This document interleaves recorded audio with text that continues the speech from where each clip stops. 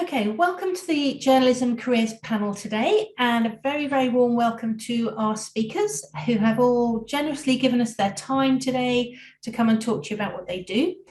We have representatives from newspaper, from magazine, from financial journalism, and also broadcast journalism. So on the panel today, we have Flora Bowen, who is a trainee on the Telegraph graduate scheme, Lucy Gilder, who's a BBC News journalism researcher, Eddie Spence, who's financial journalist at Bloomberg, a Bloomberg news journalist, and Lauren Morris, who works for the Radio Times as a journalist. And first of all, we're going to start with each speaker speaking briefly about their role, a little about what a typical day might look like, if there is such a thing, and then prompted by some questions from the Careers Service, we'll go into more of the panel discussion. So I'm just going to go around the screen in the order that they appear for me. So we'll start with you, Flora. Just a few things about what a typical day looks like. Great. Hi, everyone. So it's kind of hard to say a typical day for me because I'm on a graduate program. So that involves being on lots of different desks. In the Telegraph, we are on like features desk, news desk, a couple of other places like foreign news and sport. So it really just depends on the day. And at the moment, I'm actually at SWNS, which is a news agency in Bristol. So I'll just say my typical day would be kind of hearing whatever the editors want me to do, and then trying to get a story together by about 3 p.m, which is when they would want us to like be aiming towards filing. And what that involves could just be anything. It could be like calling people up, could be physically going somewhere. Today I was speaking to teachers striking on the picket line in Bristol. So yeah, it's really varied. I also saw that you wanted to, as I mentioned, favourite project. A favourite project I've done is I wrote a full-length feature about agriculture in cities for the Telegraph that I pitched, and that was like my first ever like full-length feature for a national, so it was really exciting for me. But yeah, it's great, but it's very varied, so hard to summarise. Thank you. Lucy, over to you next. Hi everyone, I'm a journalism researcher in the data analysis team at BBC News.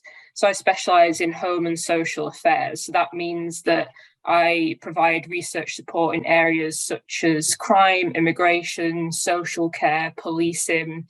So that can involve journalists coming to me with various research requests. They might send me a spreadsheet, for example, and ask me to pull out the top lines from that. They might ask me to write a brief with some background information on a government policy. It could take the form of sending out freedom of information requests to local councils or other organisations. And as well as that, I also contribute to the reality check team. So you might have seen that on the BBC News website. And that team's responsible for fact-checking what various authority figures might have said. So Flora mentioned the teachers' strike today. So this morning I was listening to morning outputs on BBC Radio 4's Today programme. For example, the Education Secretary was speaking about teachers' pay on there. So it's just listening out to claims that we can fact-check to work out whether those are accurate or not. So there's no like typical day really. So I'm just sort of working across those two teams, reality check and explainers, and just responding to ad hoc research requests. Thank you. Over to you, Eddie. Yeah, so I'm Eddie. I work for Bloomberg News, which is kind of a financial news publication. I mostly focus on commodity markets, so kind of, gold, silver, natural gas, oil, copper, aluminium, all those kind of things, basically.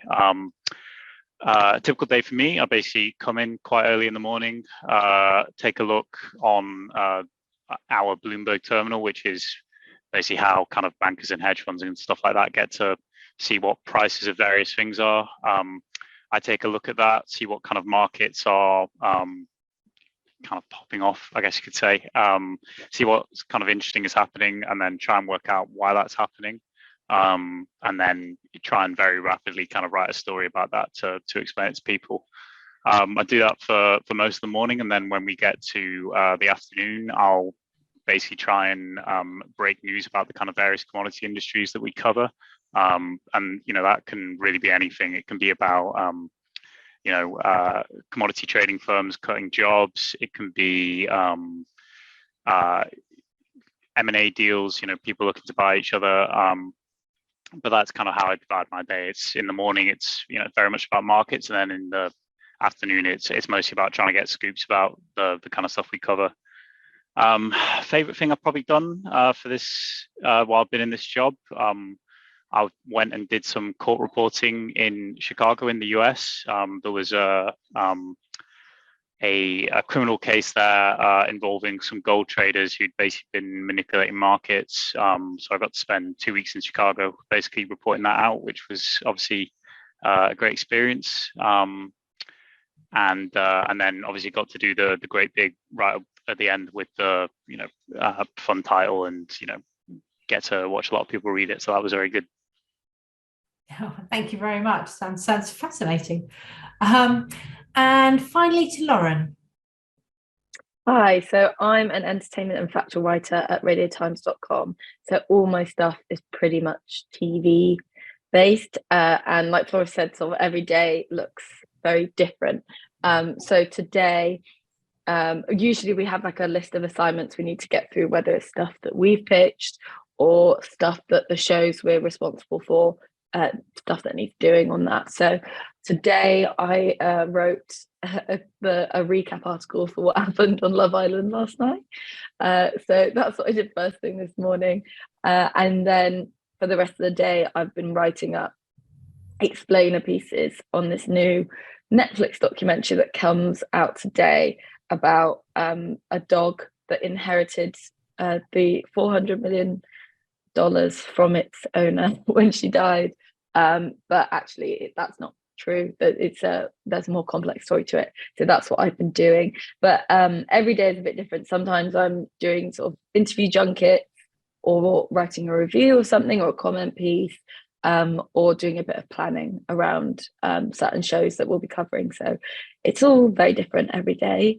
And then I guess one of my favorite things I've done recently that just came to the top of my head was at Christmas I did a feature where I interviewed a few of the child stars from Love Actually, who are now all in their like late 20s and 30s, and that was very interesting to hear what they're doing now. And then other than that, maybe I interviewed Catherine Hahn from she's in like WandaVision and a host of other things. So yeah, they're the two things I can think of off the top of my head. Brilliant. Thank you very much to all of you.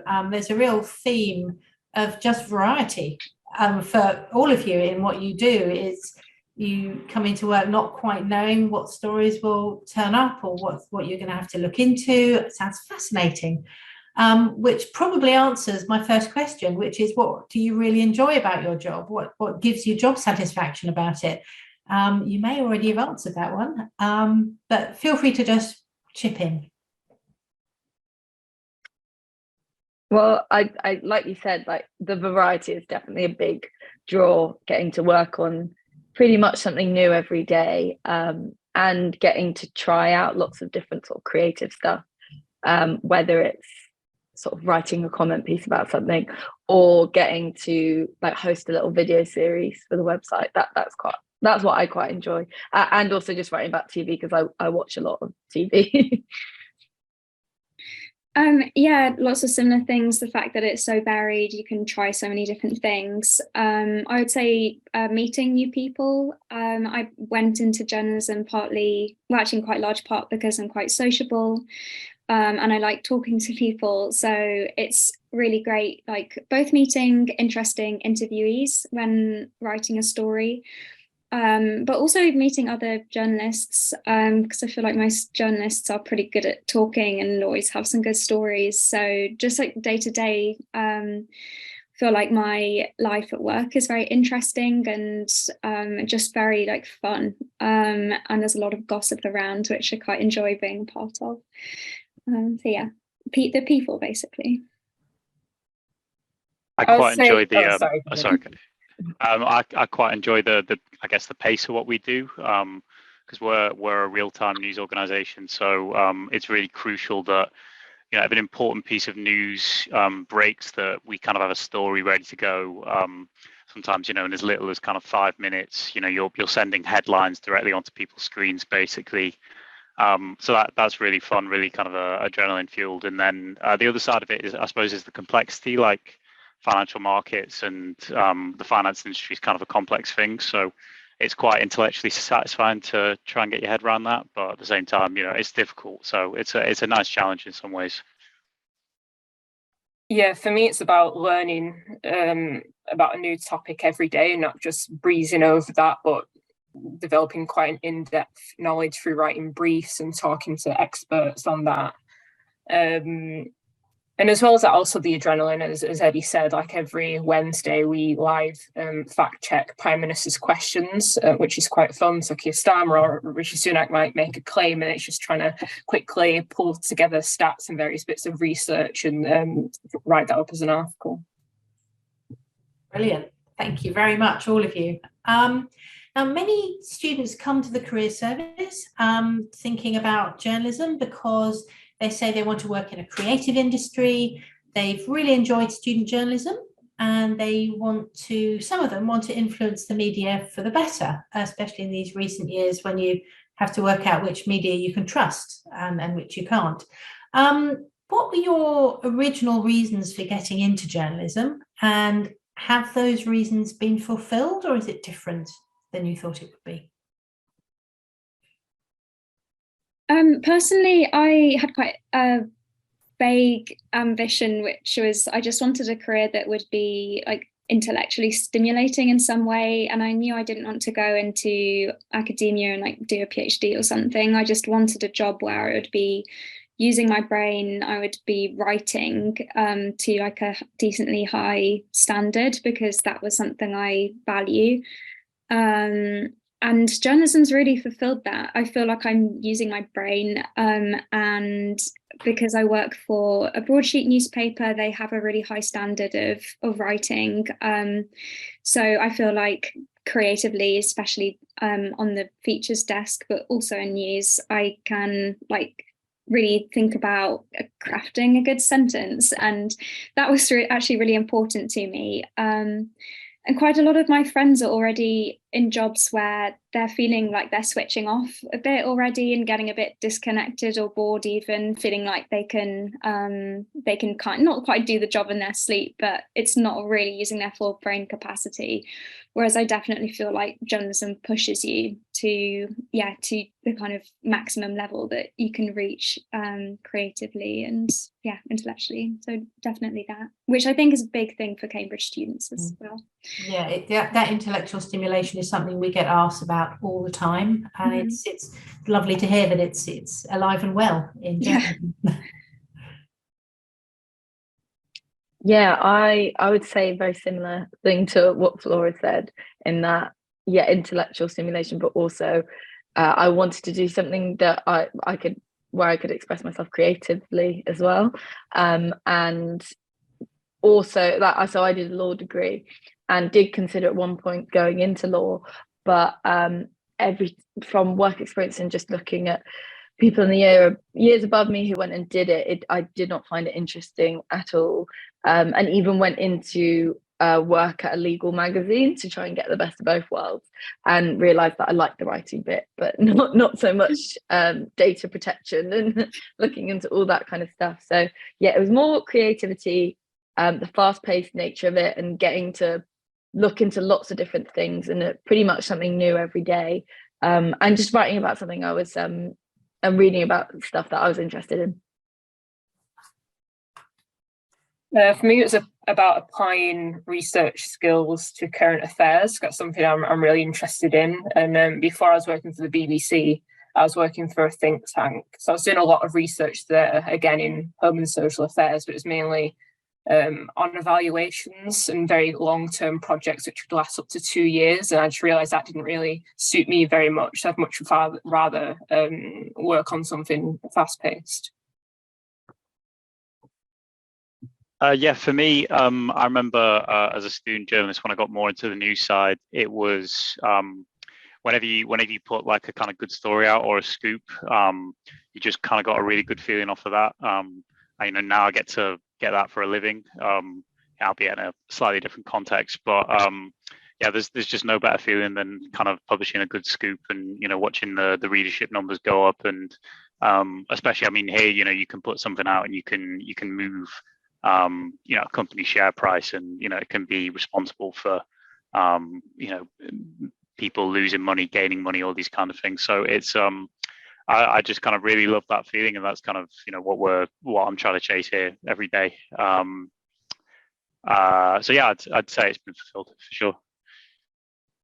Wow, Eddie, the power you have. Has there been anything that's surprised you? Because you all got involved in student journalism to some degree. Is there anything about a career in journalism out there in the world that maybe you weren't expecting after your student journalism experiences? It might be that it's very similar and there isn't anything surprising, but it's worth asking the question. I guess for me, the main thing is you'd be surprised how much kind of downtime there is in journalism, where you're not putting stuff out and you don't have a story and all that. Obviously, with student journalism, you were kind of trying to do it with like the extra hour you had in the day, whereas you need to sometimes work out how to spend empty hours. And a lot of that requires a lot of will, because in theory you're supposed to be applying those towards kind of finding more stories and stuff like that. That's probably the most surprising thing about the career for me. For me, my honest answer is that it was easier to get into journalism on like sheer persistence alone than I expected, because I was very intimidated when I was at university by my peers who were both Cambridge students and aspiring journalists. That's a pretty intense bunch. And I was just so impressed by some people already writing for nationals, and by first year they were already had bylines in all these newspapers, which I just didn't. And I thought to be a journalist you had to have some real amazing quality about you, that you had to be able to be getting scoops all the time and just be this amazing character. But actually just consistency and persistence I've found has been really rewarded. And at my Telegraph interview, the editor who was interviewing me was like, yeah, you've put the hours in, and that's really what we're looking for. And that's something I wish that I had realized a bit earlier on, that just by consistently putting time in, it will pay off eventually. So yeah, I think that would be mine. Yeah, that's lovely advice, because a lot of students are really worried about the competitive nature of getting in. Mm-hmm. But if you're talented and you're the right person for the job, eventually it will work. Yeah, I definitely have found that to be true. For me, and it's not the case with everyone, but I guess it was a surprise for me that you can have a work-life balance in journalism if you want it. Obviously it's not the case for all publications, but there are publications that do work 9:30 to 5:30 and don't do weekends. I have to do one weekend a month, but it's only 9 a.m. till 1 p.m. on both Saturday and Sunday. And the rest of the time it's just Monday to Friday, 9:30 to 5:30. And there are sometimes sort of work events that you have to go to in the evenings, like screenings or just like junkets and stuff like that. But for me anyway, they're not every single day, and I quite enjoy going to them. Usually they're like a drinks reception. There's a drinks reception involved as well, so it's not all bad. But yeah, so when I first went into it, I thought, oh, it's going to be night shifts and all this kind of stuff, but actually there are publications that you can find if you're not too keen on working all hours of the day. Well, unlike the other panelists, I wasn't involved in any student journalism whatsoever while I was at Cambridge. The biggest surprise for me is that 5 years after graduating, I was able to get a job in journalism at the BBC. And I got that job because I had the research experience, and it was sort of used as a bridge between a half research role and then sort of stepping into journalism. So I suppose my message to people watching today is that, you know, if you're in your last year of Cambridge and you haven't really got involved in student journalism yet, it's not the end of the road. There are other routes to get into that. And not only that, but in my role now, although I mainly contribute research, there are also possibilities for me to pitch my own stories as well, despite, you know, that lack of experience beforehand, although I have built up skills and experience in the year that I've been on the job. Brilliant, thank you. Okay, lots of really varied surprises. I was quite impressed by the variety of surprise that there was for you all, really. So other than the obvious, which would be writing for student-run publications and the like, are there any things that students can be doing whilst they're at university to develop skills towards journalism? And maybe you could talk a little bit about skills that aren't about the writing, that you need, that are the wider skills around journalism and the journalism sector. I guess outside of student journalism, that you'd be surprised how much sort of writing your own blog type thing or having a YouTube channel and making content on it would help. Like, I have colleagues who didn't do that much in terms of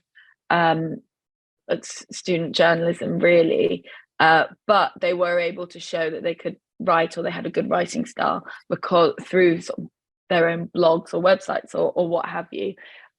So if you want, obviously student journalism I would say is helpful, or going on to do a journalism master's or something like that, or course.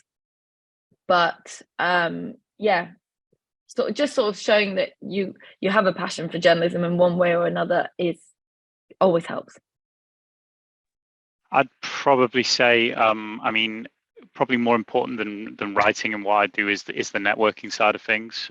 So the trouble, especially in financial journalism, is you've often basically try to get people to tell you things that it's not really in their interest to tell you, and you know, they're often going kind of taking a big risk by doing that. And what that involves basically is, you know, making a lot of phone calls, being willing to kind of, you know, walk into conferences and things like that and talk to people who in your head you're kind of thinking, this person doesn't want to talk to me, but I've got to go and try and do it. So I suppose getting used to that sensation. I don't know how you practice it at university, but and you know, I know there are networking events, but they're slightly different. But in some ways, you know, just kind of being able to have that kind of inner confidence can be a very helpful skill if you're doing news journalism particularly. Yeah, I would say actually on maybe similarly, just try and practice interviewing as much as you possibly can, because it doesn't really matter at university if you like slightly mess up an interview with another student who's like running an interesting society, but it will matter if you like, you know, don't do your best in an interview with like an MP or something when you get your first journalism job. And it might be easy to think that, I don't know, interviewing is like just having a chat with somebody, but it is hard. It involves a lot of memory recall very quickly, whilst also being able to speak confidently to someone.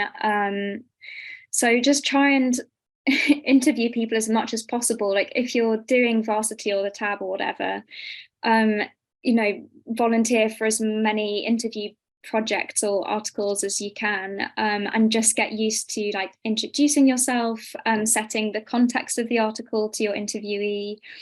There's this really legendary journalist, Nick Tomlin, also a Cambridge graduate, alumnus, who was a famous foreign correspondent, and he said, journalists need rat-like cunning, a plausible manner, and a little literary ability, and that those like the main skills that you need. And I think that's what you need for being a good interviewer.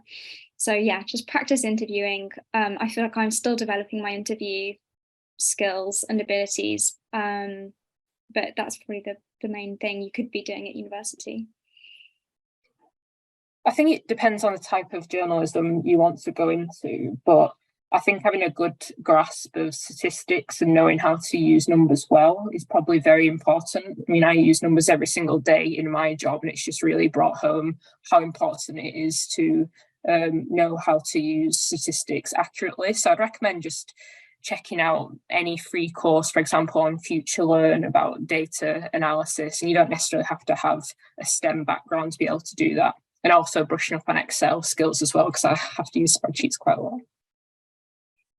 Yeah, I agree with Excel. Yeah, absolutely.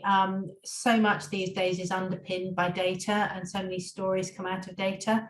LinkedIn Learning is another good place to do short courses to improve your stats and quant skills, especially for those humanities students that maybe haven't done maths since GCSE. It's not a bad idea to brush up on those skills, because they probably will come up at some point. Question here for Flora. In your biography that we put in the handout, you mentioned that whilst you were still a student, you had such a wide range of work experiences for Literary Review and Private Eye and the Times Foreign Desk, Harper's Bazaar, and in your year abroad, you even managed to squeeze in some at La Paz. Can you talk a little bit about how you got those experiences and how you fitted them all in? Yeah, so I was like a massive nerd about getting work experience. I basically stalked people like Eddie and Lauren, so like students who are a few years ahead of me in journalism, in student journalism, on LinkedIn. And then I like made a list of all the places that I noticed people were doing work experience. And then I would call the office. I just sat down in Clare College Library with a lot of coffee, and I had this big list of all the newspapers, and I just worked my way through, and I would call the office, which is often a like slightly disgruntled receptionist, and I just like kept calling or emailing until I found out who would set me up with some work experience. And there's a few which are a little bit selective, like Private Eye, which was probably like my favorite work experience. They don't take like people every week, so you do have to put a little bit of effort into the application. But in general, I would just like write a basic cover letter, explaining like who you are, what you want to do, why you're interested in that publication. Make sure you actually read the publication. Don't like lie about it, because I'm sure they'll be able to tell. And yeah, you just have to be really patient. It might take ages to reply. You might not get through straight away. But yeah, someone told me when I was at this stage in university that like the skills you need to get into journalism are the skills you need for journalism. And that really came up when I was getting work experience. Because to get the work experience, you need to be persistent, like have good research skills, be politely persuasive, and also write well and kind of succinctly. And it turns out, yeah, those are the skills that you also need in journalism. So although it can be a very frustrating, long process, it will be worth it because it will teach you about the industry. And I really enjoyed doing work experience. It was really fun. Yeah. Brilliant. And you'll probably need an Excel spreadsheet to keep on top of where you are with all the things you've applied to at the same time. Yeah, it was a bit exhausting, but it was definitely worth it. Were they all paid experiences or unpaid? And if any of them were unpaid, do you have any advice about, in fact, all of you, do you have any advice about making ends meet whilst you're at that work experience stage? Because often they don't pay very much at all. Yeah, I'll just finish then. I stayed with family friends who very kindly put me up for free, and I tutored online while I was doing work experience. My family are from North Yorkshire, not London, so I did have to travel down, and that was a bit, it's expensive and frustrating. You might find that some of the work experience places do pay, private eye pay. And maybe just ask a journalist or ask HR if they'd consider compensating you.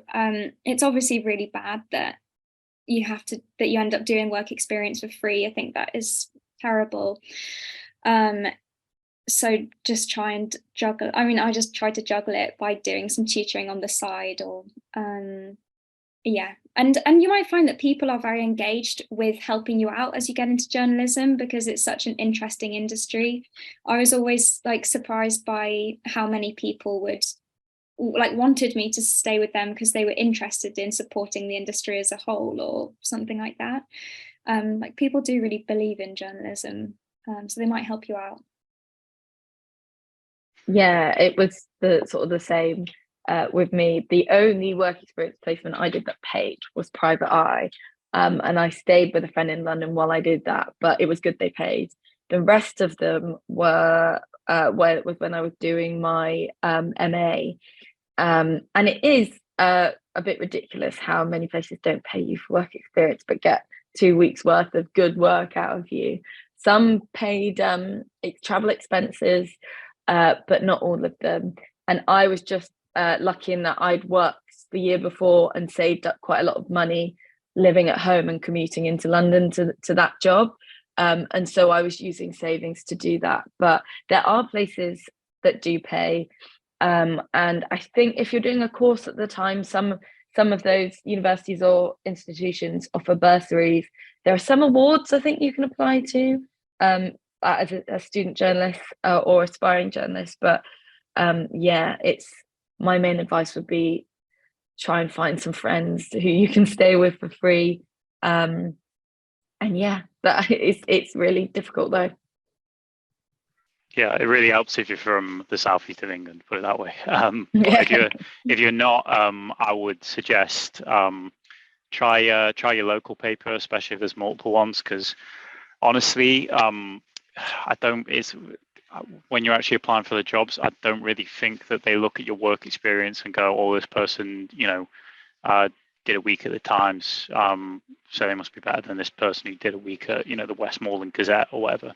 What they're actually more interested in, I think, is your ability to turn the time you do work experience into bylines for the actual paper. That kind of shows that you're self-starting and can come up with ideas and things like that. So definitely don't overlook things that are more local to you. It is irritating that basically the entire industry is down here except for the Beeb up in the north.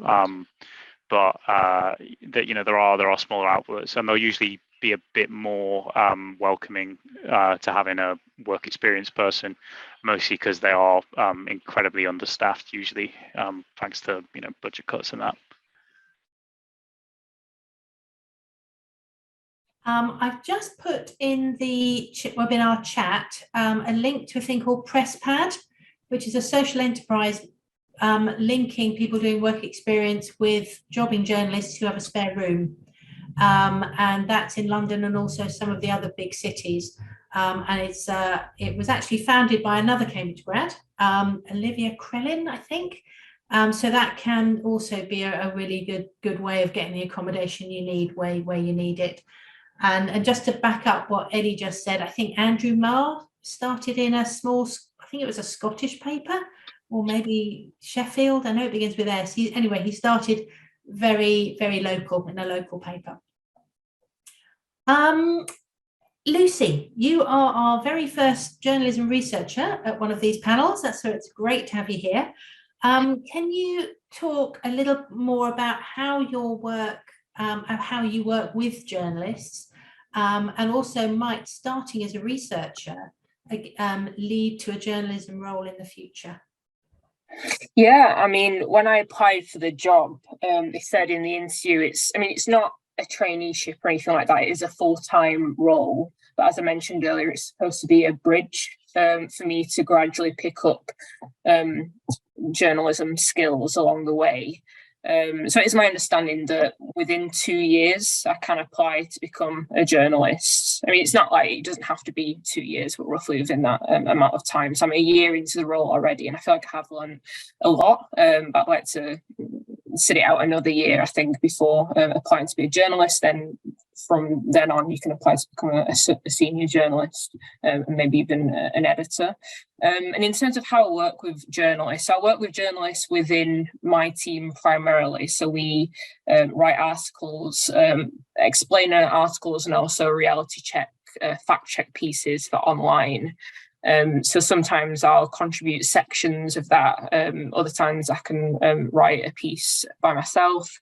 But most of the time I'm just providing the raw research that goes into that. So a lot of the time that's pulling out like key statistics or background information. Sometimes I'll contact an expert for some key quotes to include in there.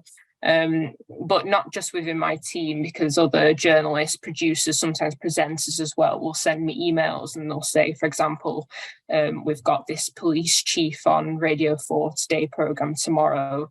Can you bring us up to speed with this new police announcement? And that's particularly fun actually when they ask me to suggest questions as well, because it's really cool then to listen the next morning and see or hear Amal Rajan asking a question that I have suggested, which is pretty cool. And then, as I mentioned as well, there's some admin type of work that I get involved in as well. A lot of the work BBC does is sending out FOIs when they want to report, on X number of councils are cutting back on this, for example. And that's a huge amount of work because there are over 400 councils across the UK. So it's a lot of backbreaking work in logging all of those different responses. So yeah, I would say that's the main way I work with different journalists and producers. So it's quite a close relationship there. Yeah. Yeah. The question of postgraduate study is always one that students want to think about. You all have, slightly different backgrounds where postgraduate study is concerned. Some of you did the NCTJ Diploma. Some of you did a master's. Eddie, I think, went straight into a master's, but did the investigative journalism master's, and Lauren took a bit of time before deciding that a magazine journalism master's was the way to go. Can you all talk a little bit about why you chose the course you did and whether you think it helped make you more competitive in the long run? And also, when you answer, Lucy, is there any feeling in your role at the moment that doing a course, whether it's a master's or a diploma alongside what you're doing, is going to be helpful for you if you did want to become a journalist in the future? So maybe we can start with Eddie and Lauren, who did I think you both went to City. Is that right? Sure. I'd say it probably helped a little bit, but really the function of it was kind of catching me up a bit on stuff that I should have been doing while I was at Cambridge, in terms of getting work experience, getting bylines, all that kind of stuff, which you really can do when you're there. Especially given the kind of financial pressure it put me on doing that, having to pay rent in London, only having, £3,000 left from the loan, and, having to try and work odd jobs and make applications and all that. So it was difficult in that sense. You'll learn more in your kind of first 2 weeks in your actual journalism job than you would doing a master's, just because the work we do is kind of so specialised to the companies we work for. I went for the investigative one because it sounded quite cool, and I was always wanting to be the kind of news-breaking journalist, so it was well suited to that. But yeah, I mean, I think they're a useful thing if you really can't get yourself set up in your kind of final 2 years in terms of kind of having a bit of work experience / amateur / semi-professional kind of journalism going on, but you definitely don't need one, especially if doing it is gonna you're gonna suffer quite substantially financially because of it. Yeah, I would agree. I mean, so when I left uni, I got a job at a very niche legal magazine as a trainee news reporter, and it was very much trial by fire there because the editors were basically trying to teach me how to properly write news, which you then do learn when you go and do the masters. But the reason I went to do it was because I didn't want to stay in that field, and had just heard that it was very useful, A, to like polish up your knowledge and learn how to, write news, features, how to interview someone, stuff like that on the magazine course, but also for connections. And I would say that was the main thing that I got out of it. When you at City anyway, they just have this whole database of all the previous alumni, where they work, and pretty much all of those people were very open to you emailing them saying, can I come and do some work experience? Can I go for a coffee with you to chat about this? And I basically got my job off the back of doing work experience at Radio Times, which I got off the back of contacting someone who worked there who'd done the course before. So of all the things that I got the most out of it would be, just that network of journalists who are already doing very well for themselves and are very happy to sort of pass on knowledge to you. And also just getting to know your own cohort who then go on to do so many interesting things and work for all different kinds of publications. And I've got friends who work for The Independent and Grazia, and I'll go to them and be like, who do I email if I want to pitch a freelance piece and stuff like that. So I would say that is the main thing I got out of it, but you do not need to go and do a master's at all. In fact, my sister went and did the NCTJ and went and now works for Hello doing entertainment journalism as well. So yeah. So on the NCTJ, I did it basically because I thought it would be the cheaper option because it's only like half the year. I think it was like 5.5 months. And I chose it for quite similar reasons that Eddie and Lauren have already mentioned. I was using it as a kind of stepping stone between graduating from Cambridge and like actually applying for professional jobs in journalism, because I wasn't working at a professional level when I was in my 4th year at Cambridge. So I knew I needed a bit more work experience and a few more bylines. And also it was really useful for practical skills. So doing media law and shorthand, especially. And with the diploma, which I did at News Associates, they get you to do a placement alongside it. So I did that at a local newspaper in North London called the Ham and High. And that meant I got some good professional experience in news. And also when I applied for the Telegraph, they liked that I had a diploma. But really they liked the skills that came with the diploma. Like they liked the work placement and the shorthand and the media law, because it kind of meant it meant that I was pretty much ready to go and kind of get started in the job, which was really useful. And also, it's really good having contacts from my cohort, because there's people working at all over, like the BBC and Independent and magazines and lots of different places. So it's really helpful having them. Yeah, I concur with what the others have said. I think it's helpful to have something like the NCTJ Diploma or a journalism-related masters, but at least at the BBC, I've never seen on any job application it's absolutely necessary to have that background, because I'm sort of learning on the job, which would sort of be in place of having prior experience in journalism. And also like the BBC Academy has like thousands of different courses free that you can take, well, for members of staff in journalism. And it's worth mentioning as well, the NCTJ, as well as that diploma, they have some free shorter courses on the website for you to take as well. Brilliant, thank you. I don't think the BBC expect it, but if you look on jobs listings at entry-level jobs, like the Hold the Front Page jobs listing, quite often editors do ask for NCTJ because they know, for example, that you've been trained and you aren't going to get their paper sued because you've done your a little bit of legal training and that kind of thing. So it can be really useful. Eddie, you have obviously specialised. You've specialised in financial journalism. What advice do you have for anyone who wants to have a specialism, not necessarily in finance, but it could be finance or arts or health or food or anything else? Would you advise specialising early, and having specialised, is it easy then to transfer into more general news or a different kind of journalism? I reckon if you've got your heart set on a specialization, then honestly I would do it early, mostly just because most people, I think, who come into journalism often have quite a general idea of the type of journalism they want to do, and if you can find specific publications that are specialists that you want to write for, often it's actually easier to get a job there. Like trade publications are quite a common route into journalism these days. So if you're really into, the construction industry or whatever, construction news would, obviously be happy to have you.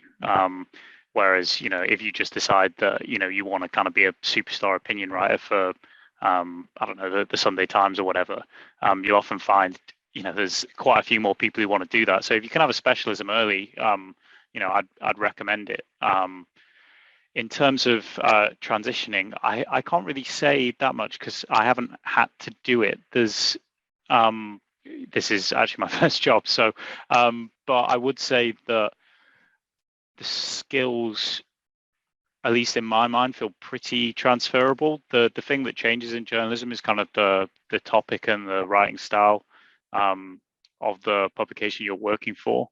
So the kind of base skills basically of news gathering and writing are pretty consistent. So you definitely should be able to do it. And in fact, I know people who've moved between different publications that have very different styles. Thank you. Does anybody else want to come in on this one? Or no? We're starting to get some questions in the chat, so I think I'm just going to ask one more question. Flora, when we were talking before this event, you mentioned that I think the person that interviewed you for your graduate training had said that actually your personality really fitted well within journalism. I've had students who are maybe quite introverted but very interested in the process of journalism, sometimes asking what is the role of personality in becoming a journalist? Do you have to be this go-getting confident person, or does it also fit people across a range of different personality types? I mean, yeah, so I actually have a lot of thoughts about this because it's something I thought about a lot at university.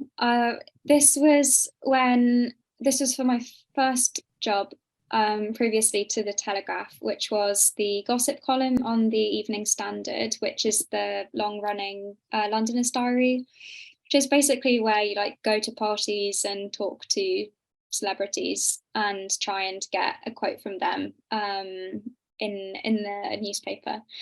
And it's can be quite a daunting job, but basically I just was chatting to the editor of the diary, and clearly we got on well, and he was like, that's fine, just come and work with the diary, which sort of shows how random journalism can be. But basically I think I was just nice to him, and we kind of had a bit of a joke around, and it was pretty casual, and then he offered me my first proper job on the basis of that conversation. And I wasn't it wasn't that I had gone up to my editor and said in a really pushy way, I want a job on the diary, I want this, I'm a journalism student and I am ready for you to use me. It just kind of happened naturally. So I would say that it's fine to just be yourself and kind of be polite and friendly, and if you have a natural connection with somebody in whatever capacity, you have similar interests or they went to the same university as you, they might just offer you some work experience or a day in the office, or, you know, a chance to freelance write for them just off the back of that. But then that's obviously easier said than done. So I would say one kind of practical thing you could do as a student still at Cambridge is you could contact some of the younger journalists, maybe somebody like me at a newspaper, maybe someone who's on the grad program or where it's their first job, and you could just say, look, I want to get into journalism, but I'm not really sure what my next step should be. Can we go for a coffee? And then if you have a story, you could offer that story as like a little bit of a sweetener for the journalist to go for a coffee with you. So at the Telegraph, we do have like students from different student newspapers offering a story from their student newspaper, and that's a really good chance to connect with a journalist who's probably quite young, quite friendly, in a non-stressful, intense way. And I just think that politeness goes a really long way. And there's lots of people that I know at the Telegraph who are very senior editors, writers, who have described themselves as being quite shy. And they've said that it's fine to be like that. So my general point would be, it's fine to just be yourself. You don't have to be a very pushy, hacky, super confident, arrogant person to get into journalism, and to do the practical thing of contacting a nice journalist on a paper. And I think that would be it. But just to say, it is fine. And also that journalists, I think, should represent the population. And there's lots of people in, you know, just like the UK at large who are shy or, you know, don't want to speak to a journalist. And if you can be a bit gentle and polite with them, that's a really great skill to have. Sorry, I've been talking for a long time, but there was one story when I was doing an event for the Londoners Diary, and a diarist from another paper was there, and he was just very aggressive. He was like kind of harassing the celebrities, and they wouldn't tell him anything. They just wouldn't talk to him. And then they actually did talk to me, because we just kind of went off and had a nice chat together in quite a quiet, relaxed way. So it can have massive benefits to not being a really shouty person. Thank you. Before we go to student questions, does anybody else have anything on that topic? I'd just add to Flora's point about just being like super friendly as well. When you do go and do work experience, don't be afraid to just ask the journalists who work there or the editors if they want to go for a coffee, or like to sit down with them for lunch, because it can be a bit daunting when you go and you just feel like a bit of a spare part, and that everyone's like into doing their jobs and into the swing of things, and you're just the work experience person. But yeah, if you can stand out in that kind of way, where you just go for coffee and ask for their advice and they remember you, then it can just be really helpful for when a vacancy does come up and they'll go, oh, I remember so and so, they were here. That's essentially how I ended up getting a job, because I sat down with one of the editors for lunch one day, and then a few months later she said, we need an entertainment writer, are you still looking for a job? So don't be, obviously you don't need to be out there, like Flora said, you don't need to be super outgoing, but even if you feel a bit uncomfortable doing it, don't be afraid to just be friendly and ask people for a coffee, just to sort of connect. Brilliant, thank you very much. And Lucy's actually put in the chat, don't be afraid to reach out to people on LinkedIn either. The very worst that will happen is that they don't get back to you, and that's not the end of the world. And the best is that they have a chat and you get some insights and make a new connection. Okay, we now have quite a few questions coming up in the chat, which we're going to go through. So first of all is a question for Lucy. When you're doing your fact checking, especially fact checking Prime Minister's questions, do you have to set aside your personal political views, or can you include some of your own opinion in the article? Well, the short answer is you should definitely leave your own political views at the door. And the founding principle of the BBC is impartiality. So we're just sort of using just raw facts. So, for example, if Sola Braverman might have said we put X amount of funding into preventing small boat crossings, it's just checking that. So there's no room there to say what I personally think about that policy. But being impartial is also about, making sure we're not just fact-checking members of one political party. For example, in the context of the current teachers' strike, education ministers are doing lots of interviews at the moment, so we might pick up some claims that they might make. But at the same time, trade unionists are also giving interviews. So it's just making sure we pay attention to both sides of that spectrum. Brilliant. Thank you very much. The next question is interesting one about career changing into journalism, having already got a job. And this person kind of has two jobs. They're doing a PhD part-time alongside working for the civil service, both of which must feel like full-time jobs. But they'd like to move into journalism once they finish the PhD. However, being a civil servant prevents them to being able to publish things in their spare time that are in any way controversial or political, which they're feeling is a bit of a limitation. So do you need a portfolio of published writing to transfer in as a career changer, or can you move laterally into journalism? Maybe some of you have any connections that have actually done this move. I've had friends who have come from a completely different profession, but it's not usually a profession that's barred them from writing while they're in that profession. So I guess my best advice, but it helps to have bylines, obviously applying for journalism job.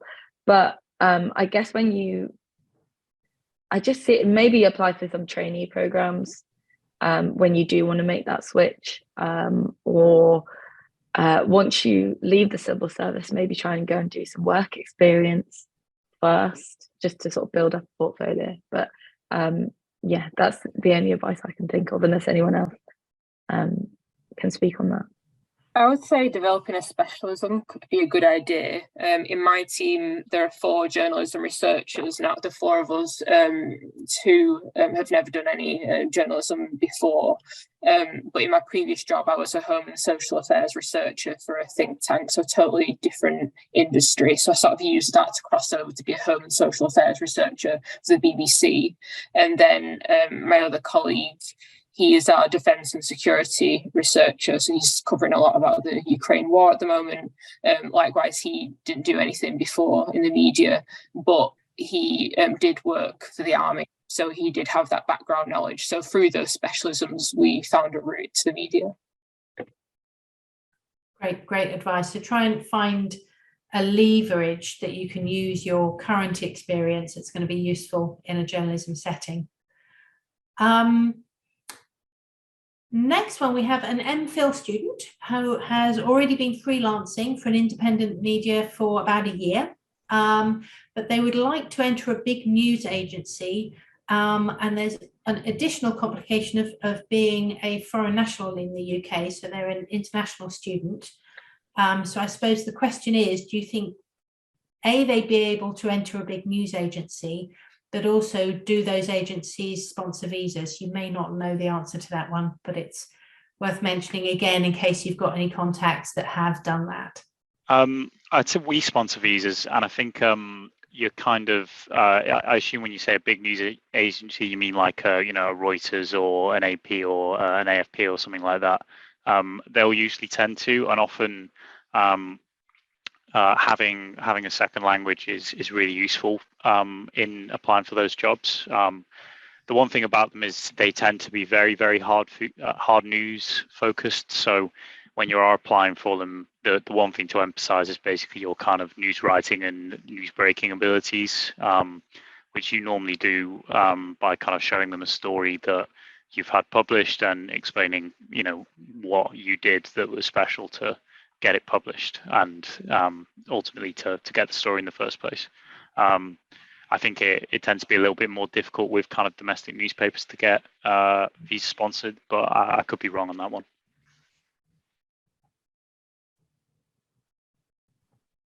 Has anybody else got anything to contribute to that one? No, I think I back up what Eddie's been saying. You might get opportunities in some of the big ones like Sky. Sponsoring a visa is quite a big deal for an organisation, and if you're a small local paper, for example, you won't have done it before, and you probably don't know how to do it.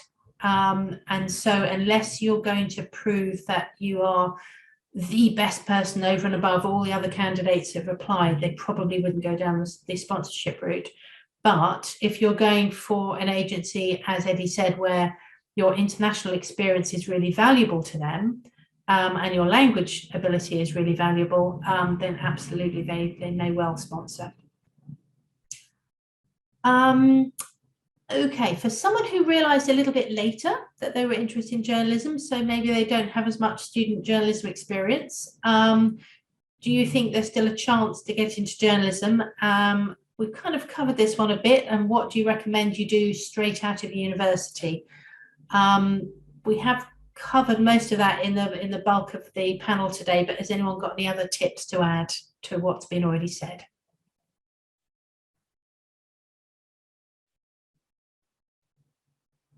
Okay. I guess just start now, just like start messaging or emailing like random news desks and that, and trying to get work experience now. Like you honestly, there's no reason to wait. You can show up there, kind of be completely useless, but ultimately you'll still be on your CV, even if you're not going to bylines. And to be honest, there really are diminishing returns to the amount of time you spent doing student journalism. The one thing I wish I'd done is stop doing student journalism at some point and started doing kind of real professional stuff. Like unfortunately I got a little bit obsessed with it, so in some ways that actually probably hurt my kind of ability to get a job later on. But yeah, just start now. Like you honestly, there's no reason to wait, and there's you can send as many emails as you want, so I'd just go for it. Thank you. Okay, interesting one about how much control do you have over what you write? Further to this, how do you find stories? And when you do, how do you know that something is a scoop or something well worth writing about? I mean, I guess every point of that question really does depend on what publication you're writing for and what level you are. For me, it just I try and pitch articles that I want to write, but the thing is, it all depends on the tone and the coverage, and sometimes the political allegiance of the publication you're working or writing for. So I guess the answer to that question is you sort of have control, but sometimes you don't, especially if you're sort of a member of staff, news writer. And in terms of finding stories, again, it depends what your patch is, what your specialism is. In entertainment, I'm just trawling social media all of the time, and also looking at what other publications are doing, whether there's something we can take from that, but then put our own spin on it, and then just trying to secure interviews with through PRs for particular celebrities or TV producers or creatives. So that's what's particular to me. But yeah, I hope I've kind of answered that from my point of view. Yeah, I would say on the grad scheme at the Telegraph, the point, kind of part of the point of being on the grad scheme is that we're being trained in lots of different areas, and generally the editors will just send stories our way. But that doesn't mean that, we can still influence stories to an extent. So an editor might come over and just say we need you to find out about where Christmas cards are made in the UK, and then go and they might send you to go to shops and find out Christmas cards. That was something I had to do. But still I could influence, and to an extent, what the article would be about, because they might just give you a really broad brief and then it's sort of up to you to actually deliver it.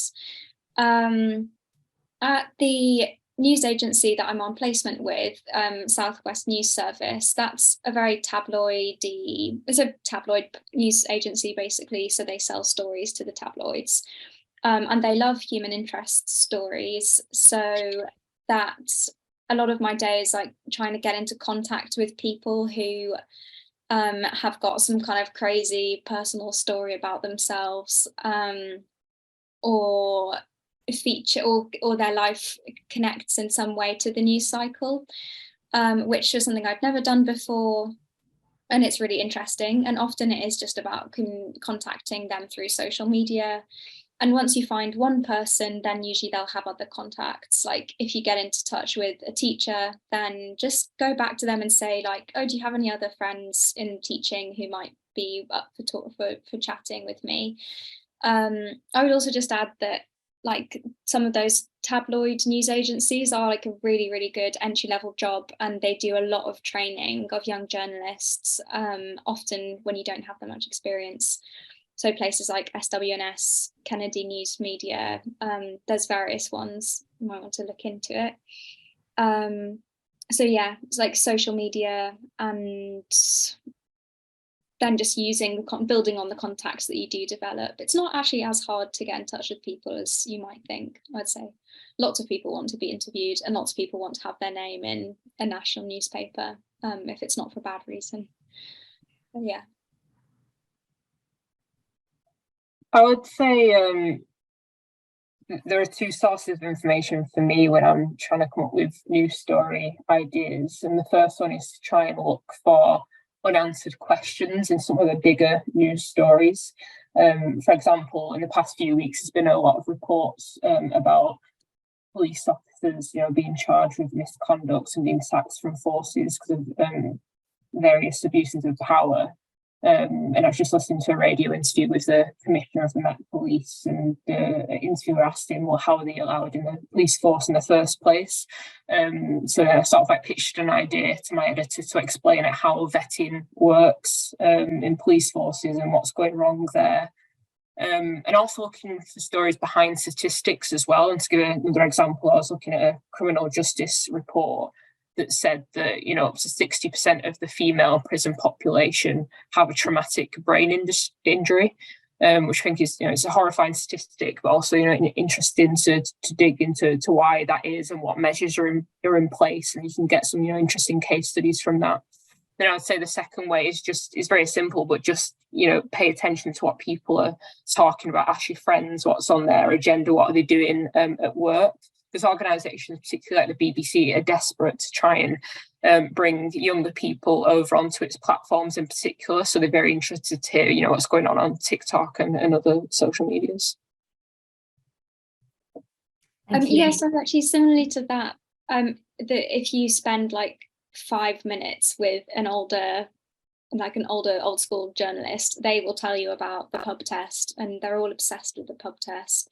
At least everyone I've met is obsessed with the pub test, which is like, would you talk about this with your friends in the pub? And if you would talk about it, then it's a story. So yeah, that's quite a good way to think about it. Thank you. We've got he's got a couple of questions about broadcast journalism that I'm not sure if you're going to be able to help with. They're looking at entry-level schemes at Oprah at the BBC and journalism and production, and wondered if there are any tips for applying to those. I don't think anyone here has a connection to those BBC production schemes, but if you have any tips, that would be good. And also, if you have more broadcast experience, does that carry much weight when you're applying to newspapers?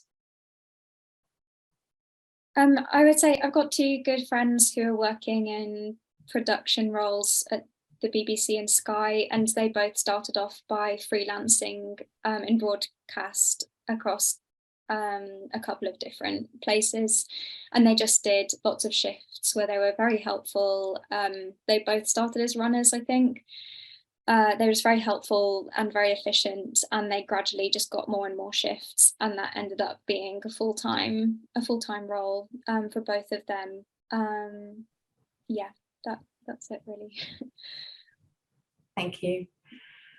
There's a question about how to find work experience. Flora, you've already spoken about, your persistence and having a big spreadsheet and writing to everybody under the sun. How did you find the people to write to? How do you find work experiences, and are there any good resources where you can go to look for people to apply for? Yeah, so I think if you just find out the basic office number for the organisation you want to work for, that should put you through to some kind of either reception desk or maybe like a desk manager, depending on the organisation. And then you can just ask them very politely, like, how do I get in touch with the news desk or whoever for work experience? It might be a human resources email you have to find. Probably the best way is just find if you can find in some way a journalist who's at that organisation, ask them who to contact, because honestly it's really complicated. It can be very complicated. At the Telegraph, it's the person who sorts out the work experience is the desk manager for the news desk, who's called Kerry Jones, which is very nice. So sometimes it's the desk manager, sometimes it's HR. It's kind of hard to tell. Are there any places where there are lists of publications? Because all of you work for very well-known organisations, but when you're starting out or looking for work experiences, you might be looking at, some of those small, slightly more obscure publications. Does anyone know of and everybody's heard of the big ones, but if people are looking to diversify a bit, does anyone know where they might find publications to apply for?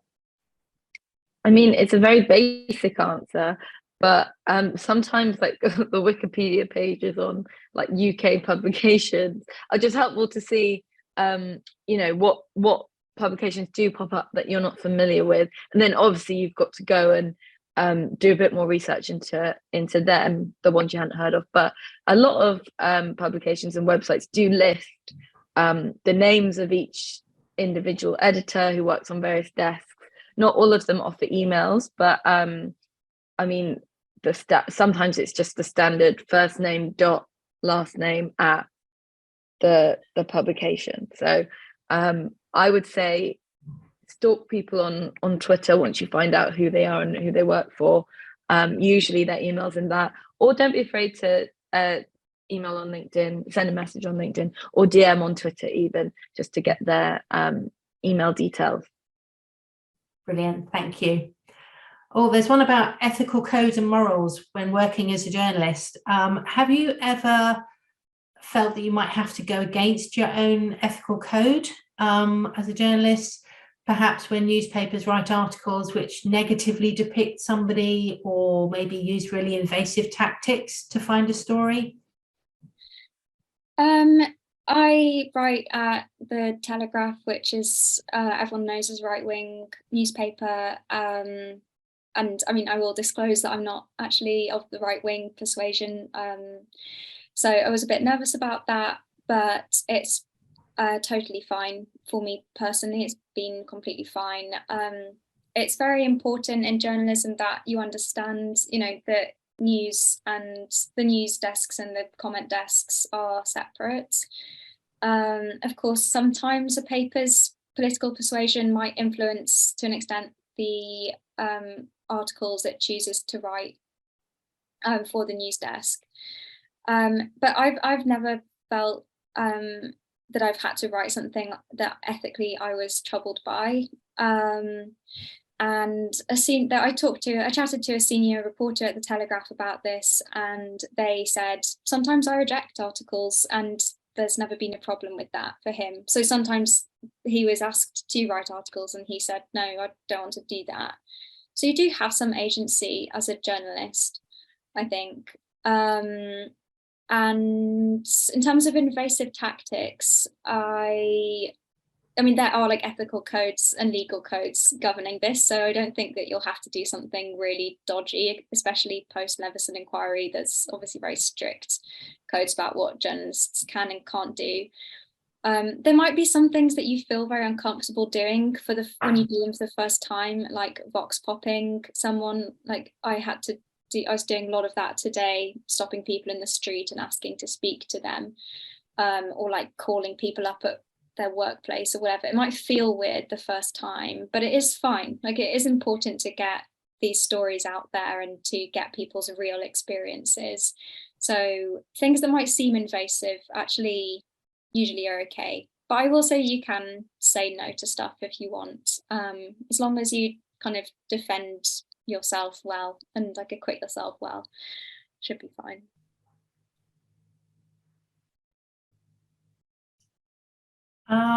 There's quite a broad one. Do you ever worry about the future of journalism as an industry?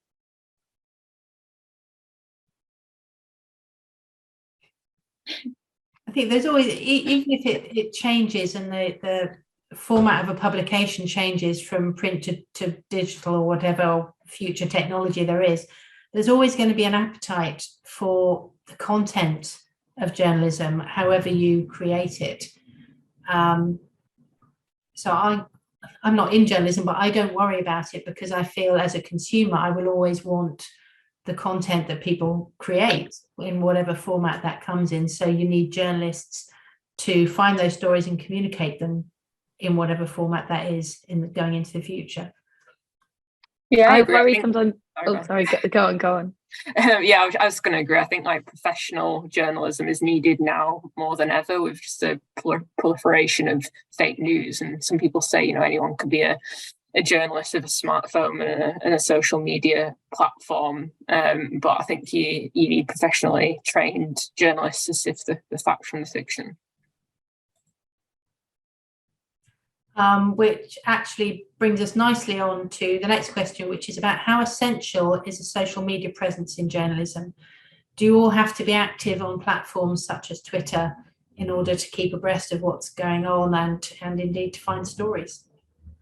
You don't have to be, but it really does help. Like the first thing they said to us on when I went to City was, if you're not on Twitter, get on Twitter now.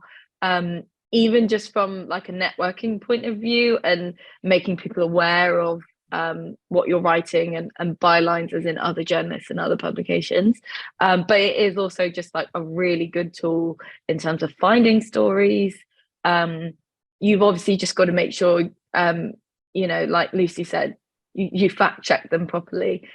Footage that you find on there, like who does it belong to? Is it real?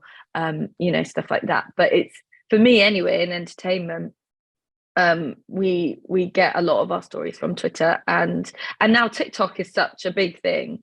We're always pitching features on trends that have emerged from that. So I'd say its presence is definitely growing in journalism, and it definitely helps to be on it.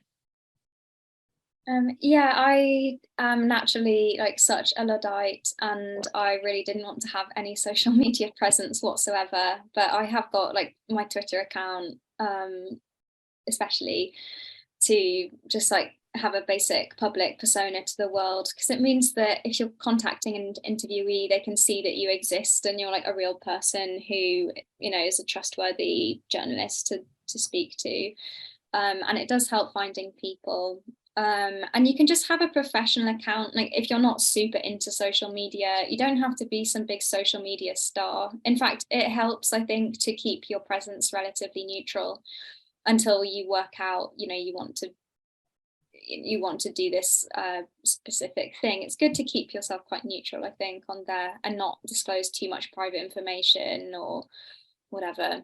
So yeah, you also don't want to get too into the like social media world, especially on Twitter, like lots of journalists talking about journalism and other journalists talking to each other, like when they're basically just procrastinating from doing work.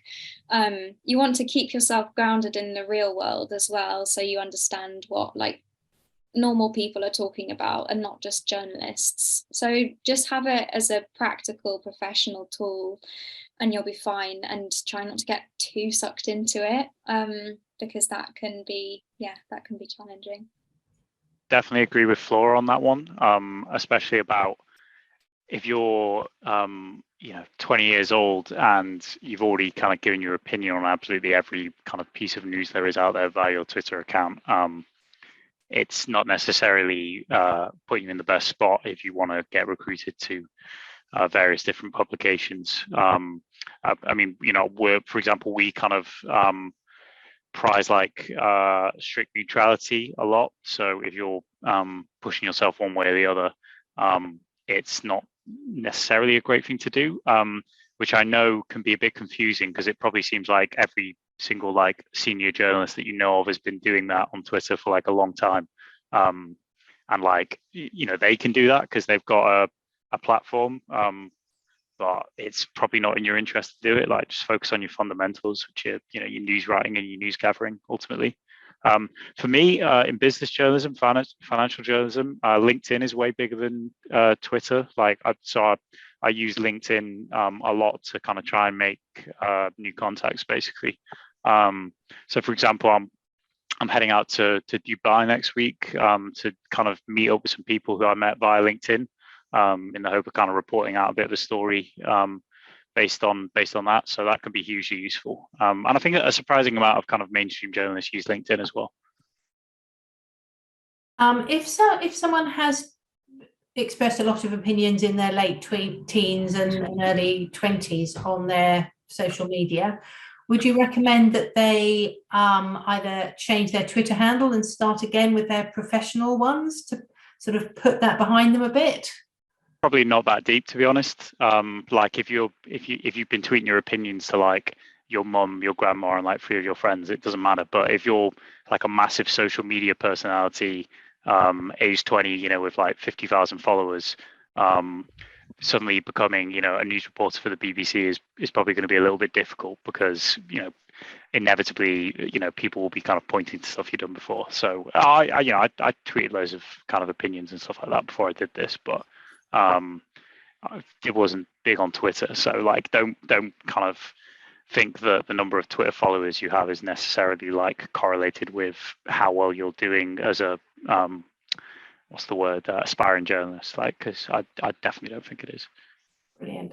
We do have a couple more questions, but I'm going to try and wrap this up by 5:30. So if we could keep answers fairly brief, that would be lovely.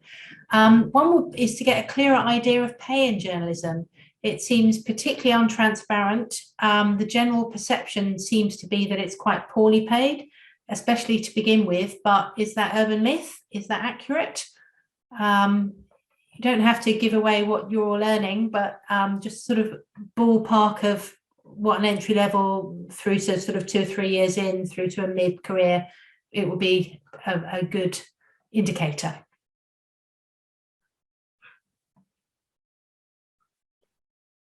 Wants to do that one then. It varies massively. I think one thing I will say is financial news tends to be a little bit better paid, mostly just because there's a few kind of additional skills you need. But I can't definitely speak for other publications. I'd say it's for a job that's kind of enjoyable and also doesn't absolutely murder you with the hours.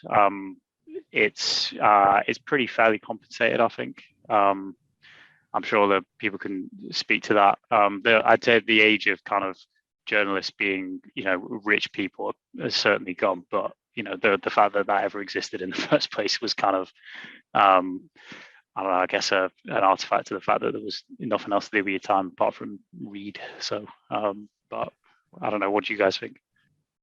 I found. Sorry, go on. Regional news is definitely probably. I would say regional news is paid less, and some of those really low salaries that you see in journalism, where it's maybe listed at like not even £20,000 a year, they seem to me to be primarily in regional newspapers, and maybe national broadsheets. I think pay pay better overall, but that's just my experience. Yeah, but it's very hard to generalize. And I also would say, just think about which newspapers and which news outlets are doing well financially, or seem to be doing well financially, are selling a lot of copies or whatever, and then they might be paying better than places which are obviously doing badly or are reported to be losing readership. So yeah, sorry, stupid answer, but try work at one of the profitable companies, because that will be good in the long term for you. Yeah, have a look at something like Hold the Front Page, where there are lots of jobs advertised, and just have a look at the salary ranges, and that'll give you an indication of, you know, how much the regionals pay versus the bigger organizations. Lucy's put a really useful link in there. The Media Trust has great resources for helping underrepresented groups get a foot in the door. So if you feel that you're an underrepresented group, look up the Media Trust. And a lot of the schemes that there are to get into journalism are to increase diversity in the industry as well. So the graduate schemes that there are may well be in favour of diversity. And our final question, really, really quickly, is how often do you travel for work? Eddie, you just mentioned Dubai, so clearly you do get to travel. Yeah, I mean, that's kind of a part of the fact that the finance industry is a massively globalized thing, so it's kind of necessary for us. But plenty of journalists do, but not all journalists do. I think if you're the idea, your main motivation for getting into journalism is the idea that you're going to be jet setting, then you're probably taking a bit of a risk, because not all jobs come with that. But some of them definitely do. You know, it's a definite perk of the job as well. Go into if you want to travel, go into travel writing, because you get paid, but then also usually you you know, you get free stays in hotels, free or expensed rather, food, or work for a magazine. I've got friends who don't necessarily do travel writing, but because they work for a magazine with like a travel section or guides to certain places, they get paid to go and write, or they'll get a free stay in a hotel, and then you know, as long as they've liked it, then they'll add it to the publications list of places to stay in Morocco or what have you. So there are perks to certain publications, but again, it really depends on your area of journalism and where you work. Brilliant. Thank you so much. It is 5:30, so we're going to stop here. Thank you to all our speakers who've been really, really generous with their time, with their expertise and their insights. And thank you. It's been a great and fascinating panel.